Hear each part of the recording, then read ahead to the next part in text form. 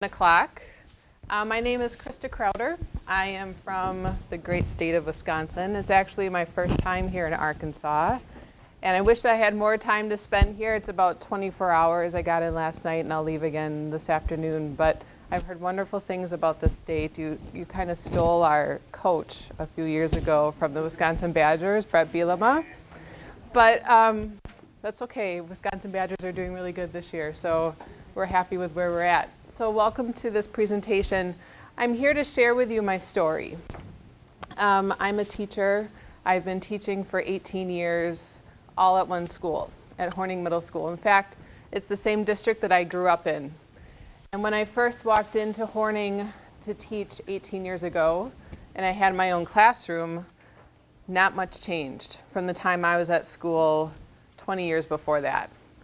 And I was really good. I was a really good teacher. I started in math, and I was really good at having my students come in, sit at their desks. I would deliver their lesson, and they would go on their way. I played the teacher game really well.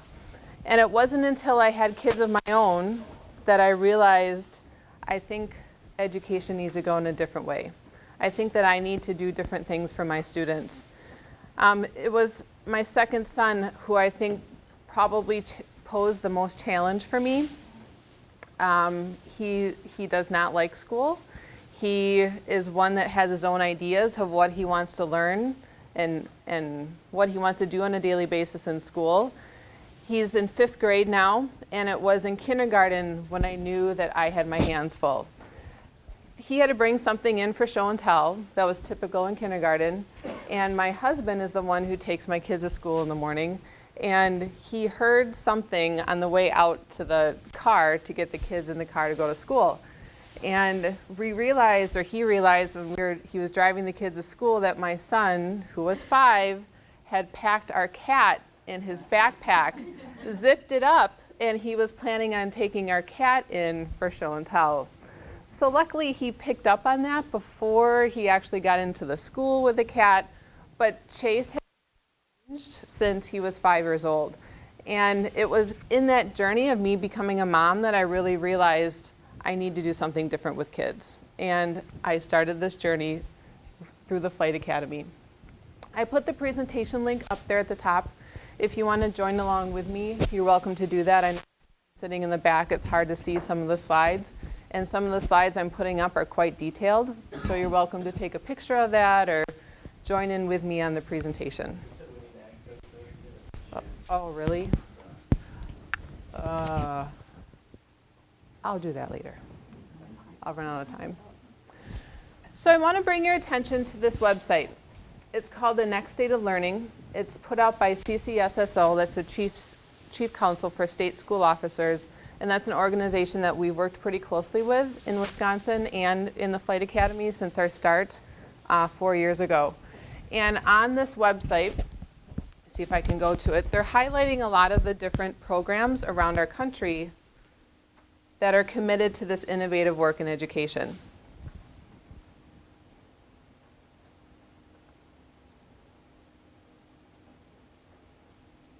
Maybe not. There it is. So down here, they've taken a snapshot of our country, and as they're going around and touring these different programs, they're putting up videos to kind of highlight the work that is happening around the country. In Wisconsin, my program, the F.L.I.G.H.T Academy, we're lucky enough to represent the state. We're the only middle school program that's being highlighted right now.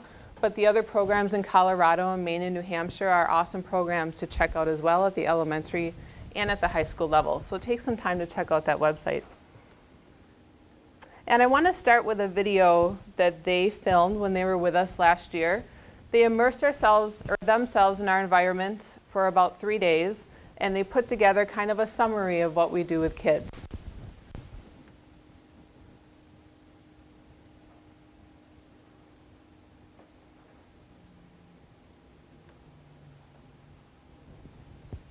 Middle school, I think my biggest memory is 4 walls, 30 desks.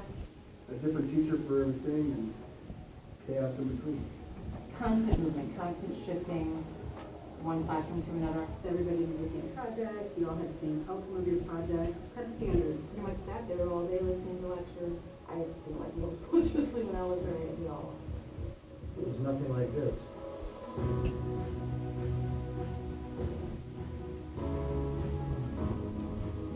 We're not preparing today's learners for your future, we're preparing them for theirs.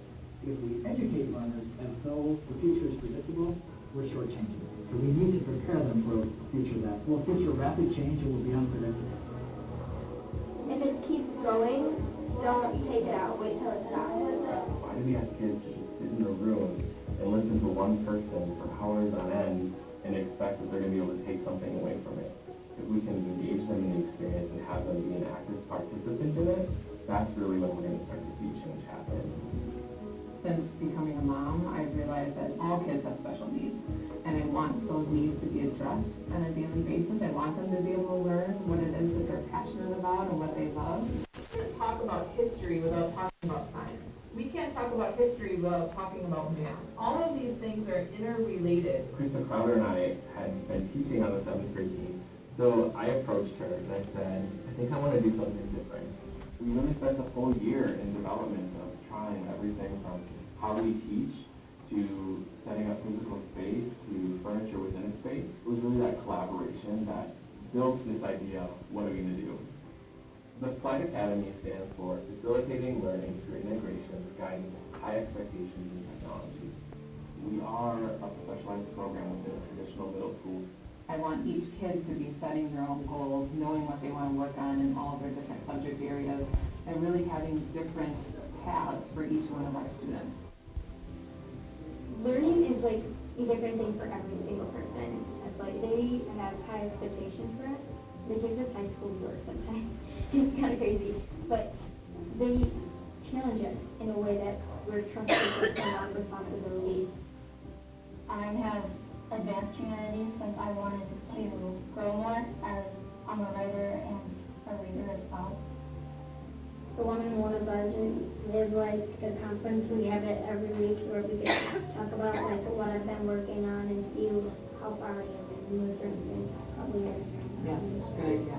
All right, thanks. The role of educators in that environment is subtle, it's nuanced, but it is constantly supporting the learner as opposed to demonstrating expertise or knowledge. It is all about learning, not just about instruction. Getting to a structure and policy change might take some time. Getting that right in the forefront with students today is being done to our system during this time. And for the most part, everything we're looking at the local level. So as decisions are made, we have a great source of impact. And it's really where ultimately the user is, or our student. I believe in the empathetic leadership, where you understand the interaction as parents see the value of personalized learning, they push that at the local level.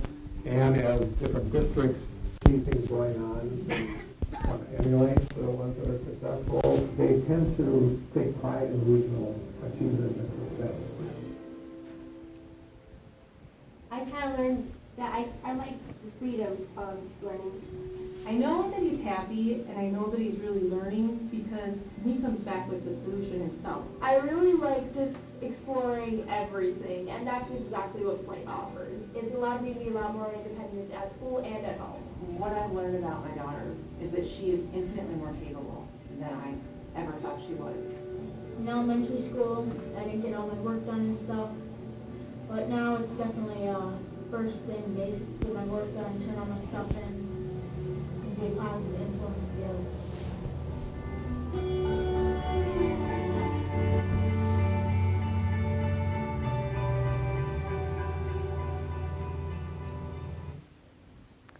So that's kind of a snapshot of what we do in the F.L.I.G.H.T Academy.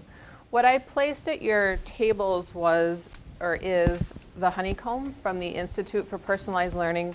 Dr. Ryan Crone is the director of that institute. He presented in the last session.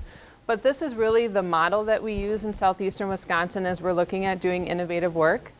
So as I present, you'll see different components of that Honeycomb model that's represented in the F.L.I.G.H Academy and the work that we're doing.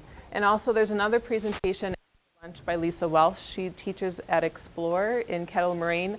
They use the same Honeycomb model. And so it's really important to us that we hold true to this model and that we're representing it in a positive way with our kids. Just a little bit about our program. 4 years ago, it was about 5 years ago at this time, Jeffrey Taggy, my co-teacher, and myself realized that we wanted to do something different with kids. We didn't go to our principal right away. Instead, we went to district administration. And we said that we want to do something different. Will you support our model? And it took us about a year to develop the kind of model that we wanted to. And you kind of saw from the video that we have very innovative learning spaces. We do lots of different things with kids. We knew we needed technology to play a role in what we were doing. So we had to convince the district to purchase technology for our students as well. So that took time. So we spent about a year in development. And this is now our 4th year of working with students. So we started in a model of 60 kids in grades 6 and 7. It was important to us to have a multi-age component because we wanted our learners to be learning together and not be specified by age or by grade level. And since then, the program has continued to grow and continued to become more in demand by our community, which is nothing that we ever envisioned 4 years ago, but it's really our community and our parents that are going to our superintendent and asking for the program to be, to have more spots open in it the next year. So this is where we're at right now. We have 149 students this year and 5 advisors, and we really work in teams. I work in a humanities team, and then we have a math science team as well.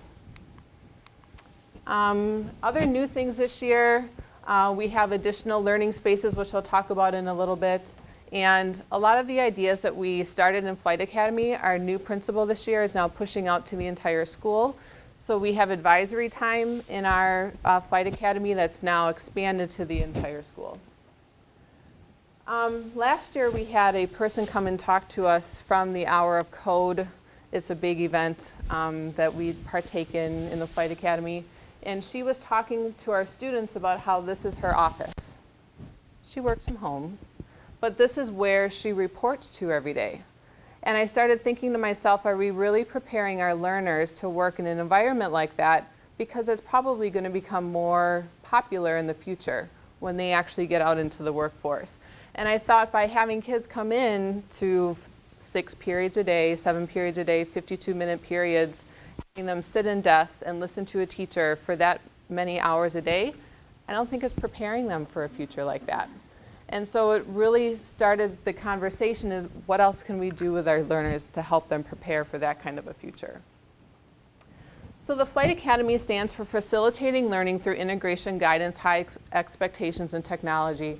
And when we were first putting this program together, we knew that we had to come up with our values and what we were going to hold dear. And then we had to find a way to market ourselves. Because we are a school within a school, we're not a charter school, we're not completely our own building, we needed to come up with a plan as to how we were different than the rest of the school. And so these are all components that we definitely wanted to put into our program. The teachers were going to be seen as facilitators or advisors or mentors. We were no longer going to be those sages on the stage that delivered all of the content to our students. We really wanted our kids to learn through integration.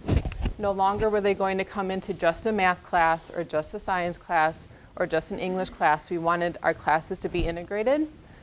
We also wanted to make sure that we were offering guidance to our students. You'll see in a little bit that our weekly conferring that we do with our kids is one of the most important things that we do. And we wanted to make sure that we had high expectations and incorporated technology into our program. You saw in the video that some of our students were saying that we give them high school work.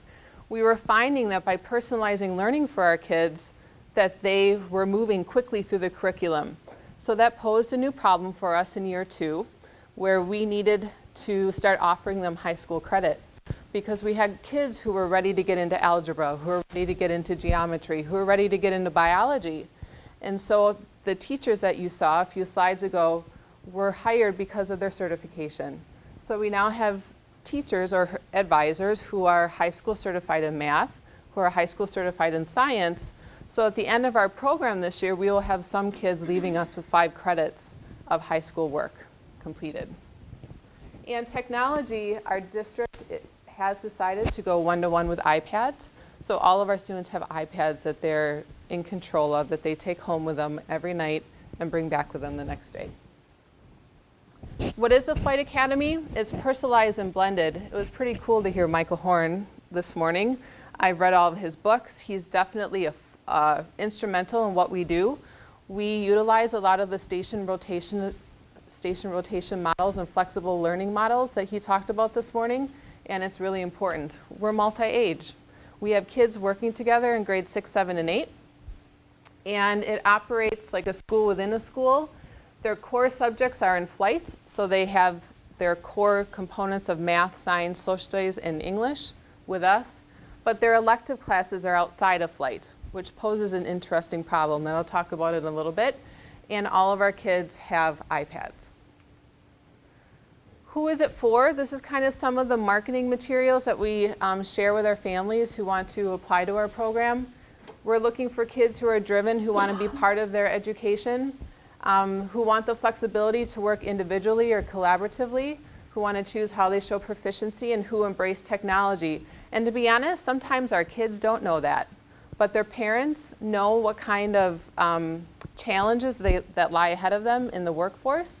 And so a lot of times the parents will apply for the kids, and the kids start to become driven and want to have voice and choice in their learning as they're with us. Here's the Honeycomb. So I'm glad that all of you grabbed a copy. I'll be going through different components of it as we move on. So the first, I think at the core of a personalized learning program, you have the learner profile. And we developed this learner profile. This is now year 4 for us. This is our first year using this learner profile. We've dabbled with different learner profiles that we've purchased from different companies. We've dabbled with having the kids all make their own learner profile, like in a Google site. And this year we have a standard template that we developed in Google Docs. It's really important to us in our program this year that we're trying to use as many open resources as possible, and that we're not purchasing a lot of programs because it costs a lot of money for our district. So at the beginning of the year, we had the kids fill out their learner profile, and it talked about their interests, their hobbies, their learning styles, the surveys. Everything you see in blue is a survey that they would go out and take to find a little bit more information about themselves. And then down at the bottom, they put in some of their experiences they have and the goals for the future and so on. We use this learner profile then to help us develop their learning pathway that they're going to take this year, to develop their passion projects that the kids will be working on throughout the year. And we had parent-teacher conferences already, and this learner profile is what was discussed at that first conference with the kids and the parents and us. The kids led the conference, talked about their learner profile and what it said about them. This was page 2. It talked about their optimal learning environment, because as you'll see in a minute, we have different spaces that the kids can spend their learning time. We talk about their strengths and their struggles, and this was really an area where parents really chimed in a lot too, where they thought their child was with strengths and where their child had struggles. And then down here, they filled in where they were at with their learning identity. We had them think about things like who they are as learners and collaborators and innovators. And as the year goes on, we'll be looking for more specific situations of them showing those identities, and they'll be filling in that chart and making revisions. And then finally, the third page talked about our growth mindset. We definitely encourage growth mindset in all of our kids and our families. And so we asked the kids to think about those areas on the left and where they think they are with their mindset right now. If they're in a fixed mindset or a mixed or a growth. We're finding by the end of 8th grade, this is what we want, most kids to be over here on the growth side. And when they come in 6th grade, they're kind of between a fixed and a mixed. Although a lot of 6th graders will put themselves over on the growth side, but as the year goes on, they realize, yeah, I have a lot of things I need to work on yet. So that helps us to develop their customized learning pathways.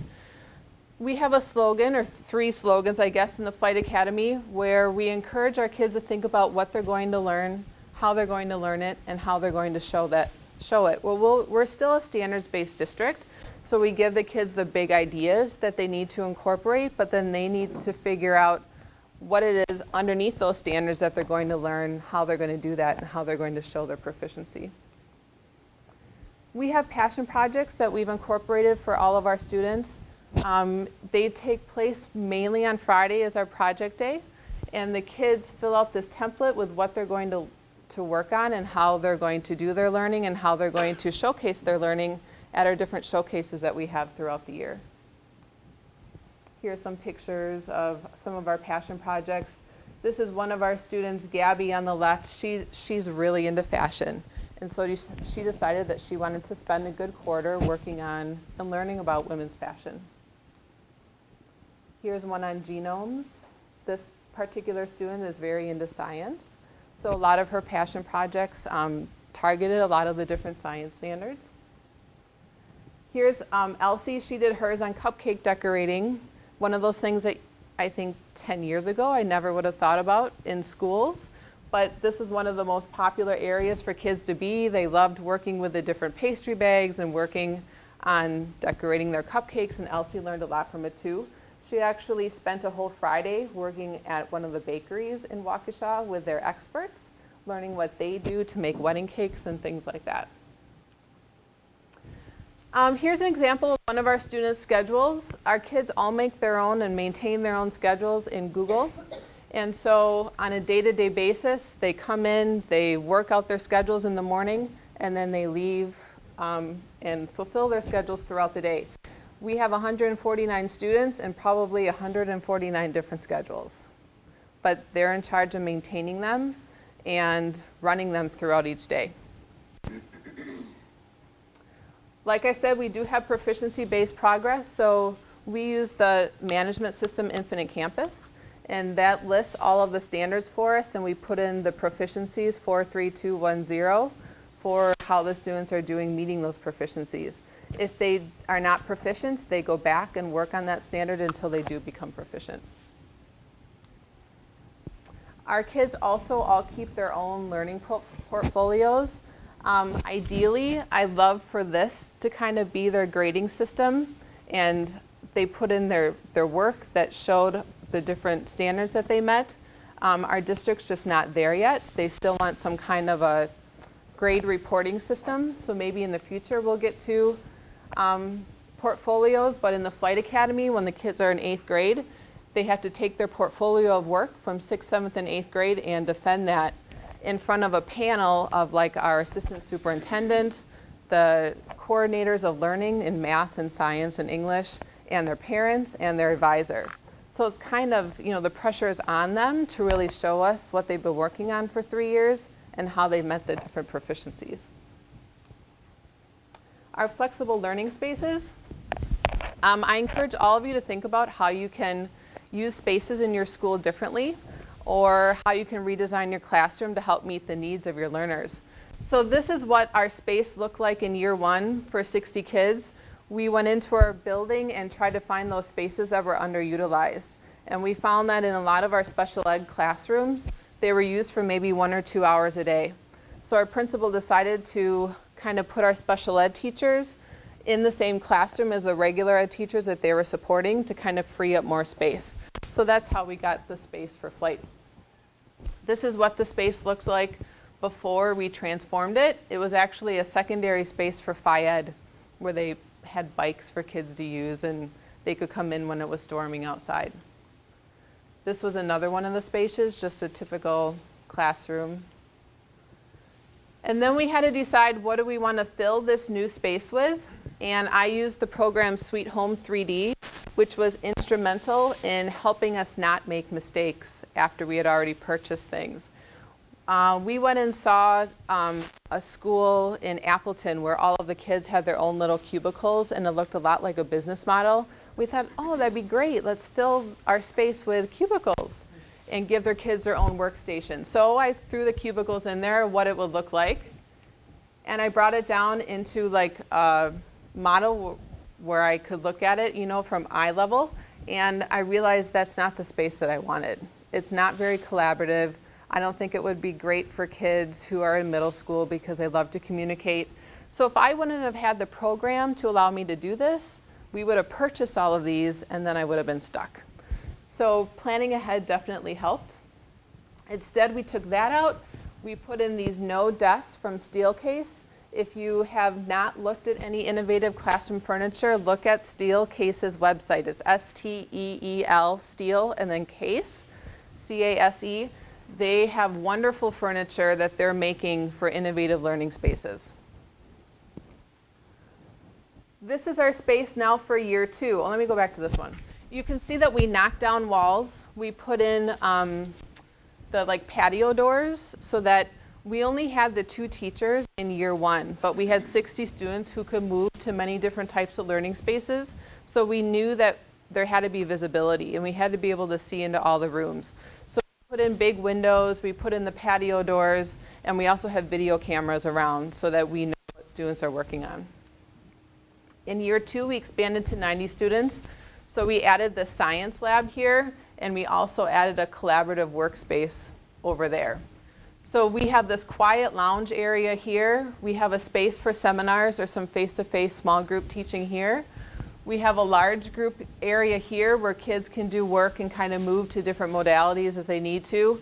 We have 2 pull-out rooms, which are important for kids who are doing group projects and want some privacy. Or sometimes we have special education aides come in and working with some of our students. They can utilize these rooms. We have our office, and then we have this lab space and cafe over there. And now in year 4, we've added another 60 students. So we now are between 2 floors in our building, which has posed some difficulties because we no longer have time to talk together and see what's happening with all of our kids on a daily basis because we're between 2 floors. But these are the 2 new learning spaces that we've added this year. Our schedule. Now, Michael Horn talked about the schedule today.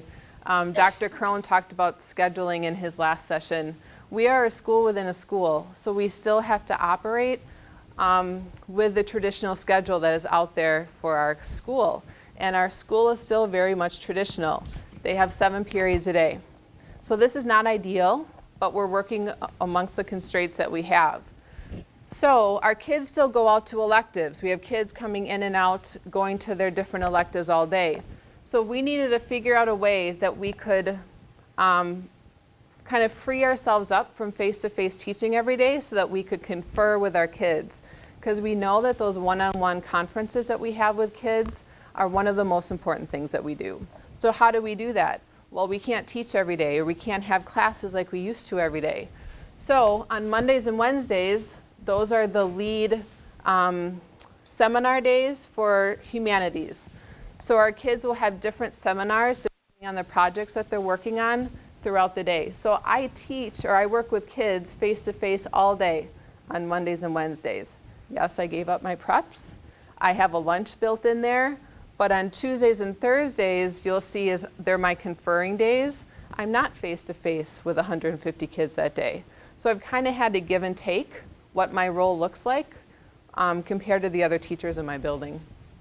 So on Mondays and Wednesdays, my co-teachers, they're conferring with their kids. And at the beginning of the day, every single day, we meet with advisory groups. We have the same 30 kids in our advisory groups for 3 years.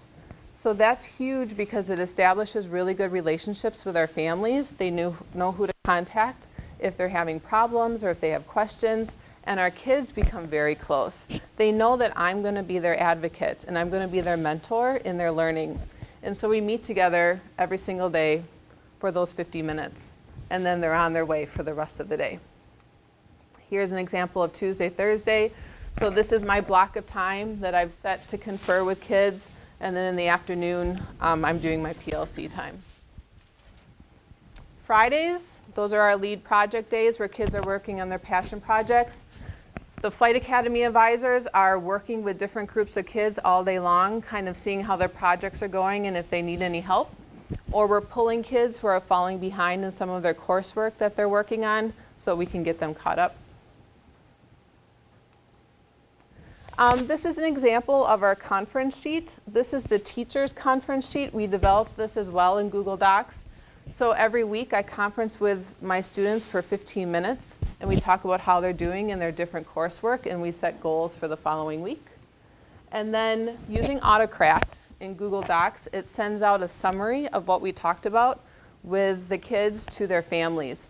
So their parents get this email right away with a summary of the information, and that leads to wonderful dinner conversations when the kids get home from school, from what I've been told from them. But it also is a good, the parents, like, they print out the summaries, they keep them so they know what their children should be working on and how they're doing. We use a lot of blended learning components in our program. This is just some of them. We kind of house the learning plans and what the students should be working in Blackboard 9. I don't know if any of your districts have Blackboard or use Blackboard, but it's a wonderful resource. I think that eventually we'll be moving all of that over to Google Classroom. But 4 years ago when we started, Google Classroom wasn't out there, it didn't exist. And so I think Google is catching up, and eventually we'll be able to move all of that to that platform, and it's free. So we use Newsela, Grammarflip, Khan Academy, all of that stuff to help kids meet the proficiencies in their different standards. We also use a lot of community resources and experts. I'm going to be meeting with a company who wants our kids as 8th graders to go out and kind of be mentored by different businesses in our area, which is going to be really neat, I think, in the future. But here we have some kids welding just because they were interested in that kind of manufacturing area. So we took them out so they could do some welding. And as it turns out, some of them decided to do a project with this company in Waukesha. And they, our kids are experts, I guess you could say, at using iPads, right? They're very good at using technology. So they went into Weldall and advised them about how they could incorporate iPads into their business. And I said, great, we have our kids going out, teaching this company how to use iPads. I don't know if they'll ever do anything with it, but it was a great experience for our kids, because after they talked to the people at Weldall, they had to kind of explore their business model and decide how they could implement iPads. Well, as it turns out, last year I was contacted by Weldall.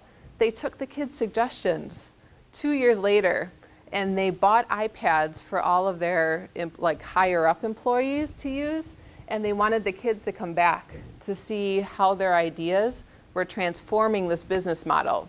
So it was pretty amazing to see their ideas kind of come to fruition. And the kids knew, wow, at a middle school age, I really had an impact on this area of business. And so I encourage you to call your area businesses or see how you can get involved with them, because they're experts that really can make a difference in your classroom. Here's some of our different experiences that we've had as well. Kids going out to the art museum. We have a big nature, Fox River area that we do a lot of studies at, and different team building activities as well. So the shift in responsibility is really from teacher-led to student-led. All of our conferences are now student-led conferences where the kids are defending their portfolios in the spring, or they're looking at their learner profiles in the fall. And it really has put a lot of ownership on the kids. And here's a quick quote from the Institute that I'll let you read.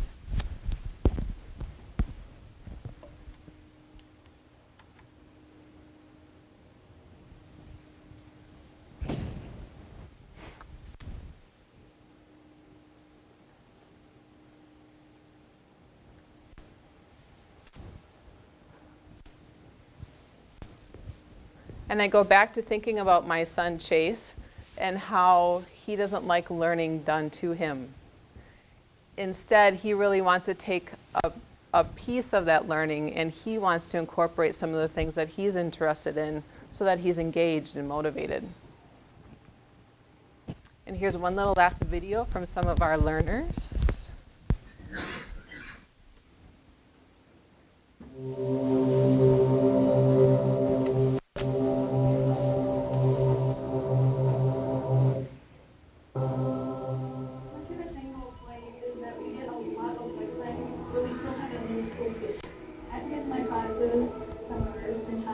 But I still get free textbooks. I love how we're already getting ready for high school, and that's a step ahead of everyone else, and that's just amazing. And we're in middle school, we're in high school, so that is amazing. And just overall, I just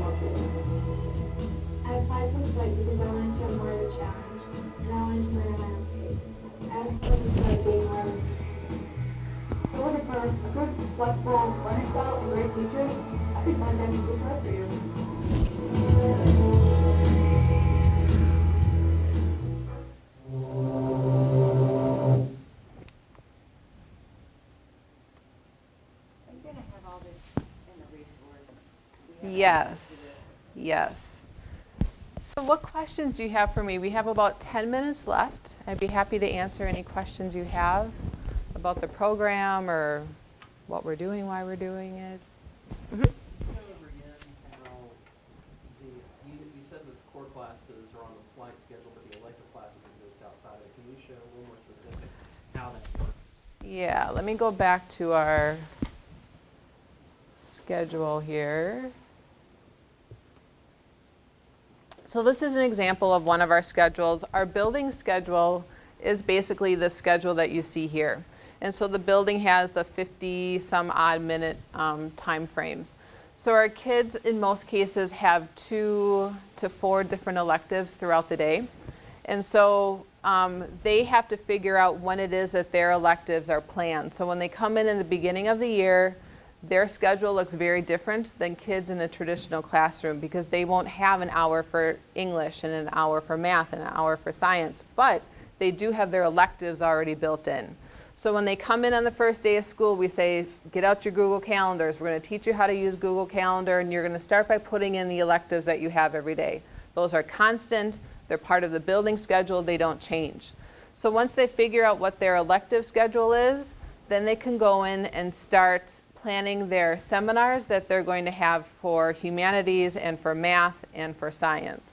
The only seminars that's a little bit more fixed is their math seminar, because a lot of the kids are at specific levels and we're required to give all of our students the same common assessments that kids outside of the program would be taking.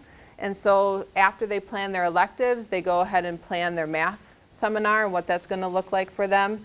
And then after that, they have a little bit more flexibility as to when they want to have an English seminar or humanities seminar with me, and when they want to have a science seminar with our science teacher as well. So by the end, they have their elective schedule planned, they have their seminar schedule planned, and then they'll usually have 1 or 2 flexible periods throughout the day as well, where that's their flexible blended learning time, where they have their choice of any environment that they want to work in our program, and they're working on the different components that they need to complete the coursework underneath each standard. Does that explain it a little bit better? A little bit. Do you have a master schedule for your school anywhere in existence that could possibly share? It's pretty much like this. Oh, okay. It looks like it's 1, 2, 3, 4, and then there's the 3 different lunches in here. So there's like a 4A and a 5B depending on what lunch hour they have. And then there is the 5, 6, 7. It basically looks like that. Other questions? Mm-hmm. What portfolio do you use? What do they use for that? They're using Weebly for their portfolio. This year, our district wants to give the kids the choice of the platform that they use for their portfolio, so they could go back and use like Google Sites if they want to. Some might find some other cool app that's out there to use for portfolios. We recommend Weebly. It seems like the most user-friendly for kids to use, but a lot of our kids sometimes like to go out and find their own new app or new program to use as well, and then teach us about it. But most of the kids are using Weebly. What criteria do you use to select the students and who decides? It's a good question. I never went through that. So about January is when our application window opens, and it's open for about 8 weeks. We just use a simple Google form that says, why do you want to be in this program? Why do you think it would be a good fit for you?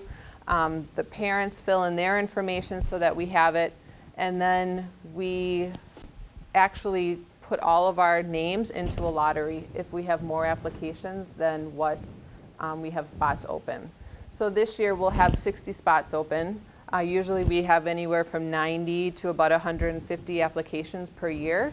We can't select them based on any special criteria because we're a public school.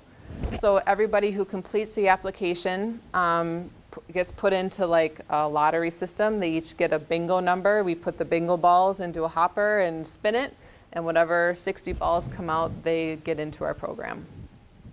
So it's pretty equal for any kids who want the opportunity to be in this program. Your first hour of the day advisory, what